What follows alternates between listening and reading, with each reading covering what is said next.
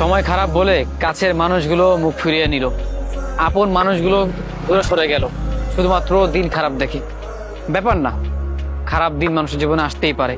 হয়তো আজকে খারাপ দিন পেরিয়ে ভালো দিন আসবে, তখন হয়তো এই মানুষগুলোই আবার আমাকে ভালোবাসবে। কিন্তু বিশ্বাস যে তাদের প্রতি ভেঙে গেছে সেটা আর জোড়া লাগবে না। এই মানুষগুলো হয়তো পরের বার ঠিকই আসবে, আমাকে আপন মনে করে ভালোবাসতে চাইবে, মিশতে চাইবে, কিন্তু এদের সাথে তখন আর সুন্দর একটা সম্পর্ক তৈরি হবে না।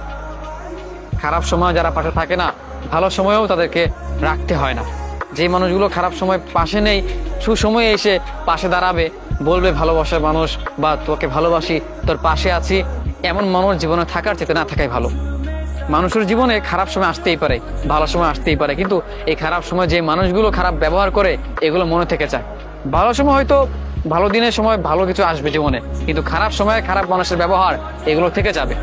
ভালো সময়ে ভালো জিনিস মনে থাকবে, এদেরকেও আপনি রাখবেন পাশে, এটুকু বুঝাবেন যে মানুষের জীবনে খারাপ সময় আসতেই পারে, ভালো সময় আসতেই পারে, কিন্তু খারাপ সময়ে খারাপ ব্যবহার এটা কখনোই উচিত নয়।